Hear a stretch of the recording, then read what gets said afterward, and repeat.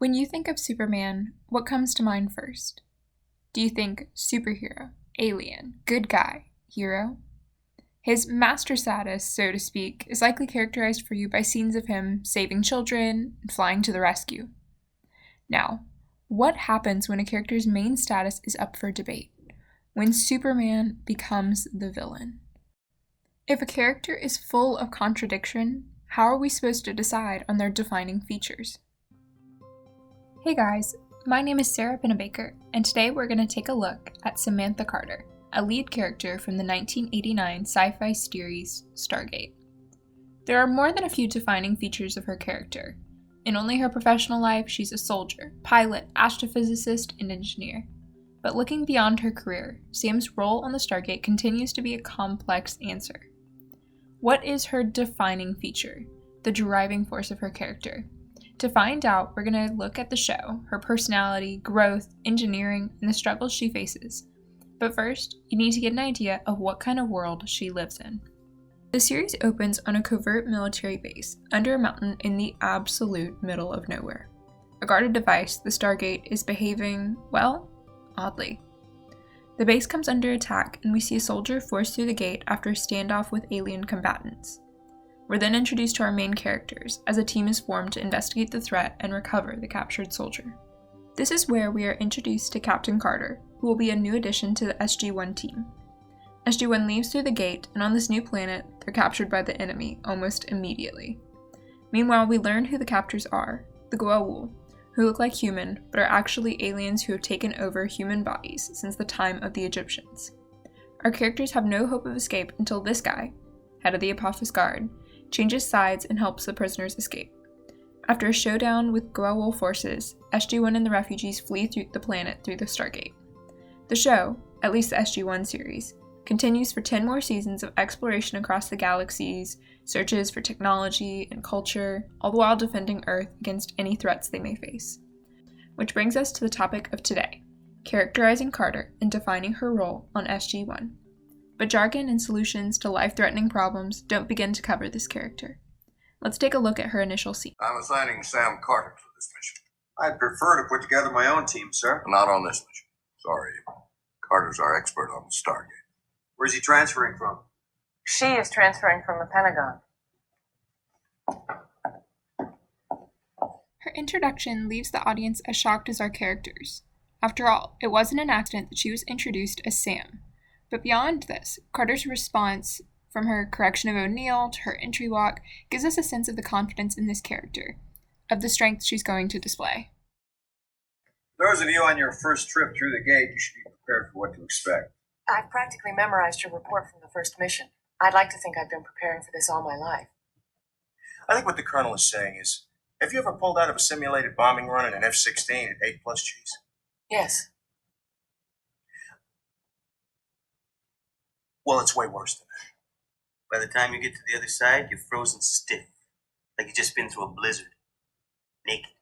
That's a result of the compression your molecules undergo during the millisecond required for reconstitution. Oh, here we go. Another scientist. General, please. Our character takes her job as seriously as every other character on the show. But she's also driven by wonder and the pursuit of the unknown, by a deep love of science. We see more contradictions from the onset. General Hammond's respect versus O'Neill's antagonism, her qualifications as a scientist versus as a soldier. Even what she might have experienced as an Air Force pilot is not as expected. Setting the tone for this character's capabilities, the writers let Carter further speak to her own qualifications. Captain Carter's assignment to this unit is not an option, it's an order. I'm an Air Force officer just like you are, Colonel. I've just got a little problem with scientists.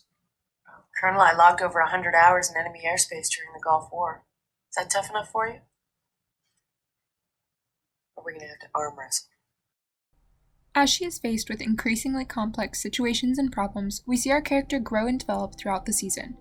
Little pieces of her background come out to set the tone of the season, like the fact that she is estranged from her father, even as she is following in his footsteps as an Air Force officer. The talk of courage and accomplishment that we heard in her introduction is proved time and time again as she protects her team and without fail finds a way to get them home, even if it involves building a device that will destroy a sun, as she does in Exodus. As she explores new worlds, we see her wonder for science, but this wonder is soon contrasted with a scene of Carter in combat. She's very much a member of SG-1, using technology in combat to save members of her team or to protect the world at any cost to herself.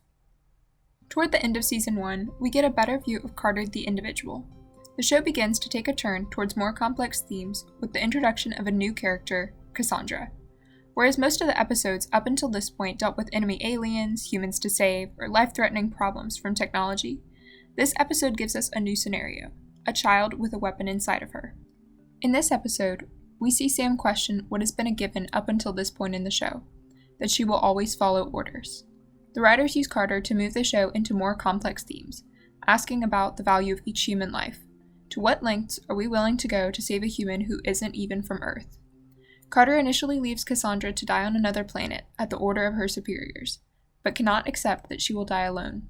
She returns not to save Cassandra, but to simply be there with her. It is not only courage and loyalty that we get to see from Carter in this episode, but a compassion for those she encounters.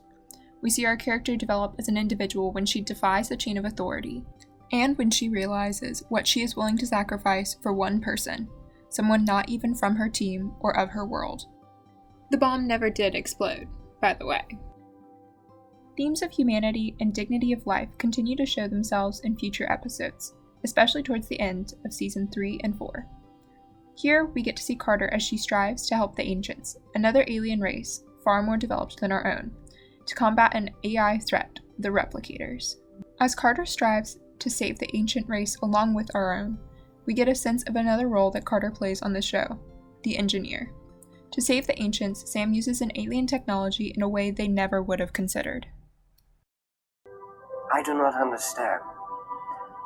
You said that the bugs can't use shields or weapons in hyperspeed. If the O'Neill enters hyperspeed, the bugs will have to in order to follow.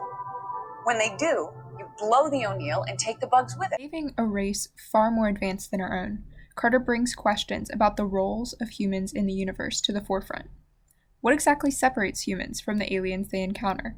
Is it genetics, morals, or is there perhaps something different about the way we think? She gave a human solution, and in doing so represented the grit and ingenuity abundant in humanity. This theme of innovation characterizes the final portion of our discussion, Carter the engineer. Now, what is the definition, the purpose of an engineer? The American Society for Engineering Education describes the role of a contemporary engineer as design under constraint. The engineer designs devices, and to create a successful design, in the sense that it leads directly or indirectly to an improvement in our quality of life, must work within the constraints provided. While Carter is without a doubt a scientist, the way she uses science generally is an application to combat a very specific problem. Often she is working under extreme constraints in time and resources. Science assists her, but as a tool to use in the engineering process. Her role is without a doubt that of an engineer. The first couple of examples can be found in episodes we've already examined, but we can also look at other episodes, like Ascension. In this episode, Carter used an SGC reactor as a powering device for a weapon infinitely more advanced than our own. Her role as an engineer extends even beyond her professional capacity. She improves the lives of those around her using all of her seemingly contradictory strengths to take on the role of an innovator and explorer. Her very role in the show could be argued is an engineer. Using the constraints of the show, the writers use her to introduce new themes and question audience expectations, taking the show to new depths at the same time that it heads to new galaxies.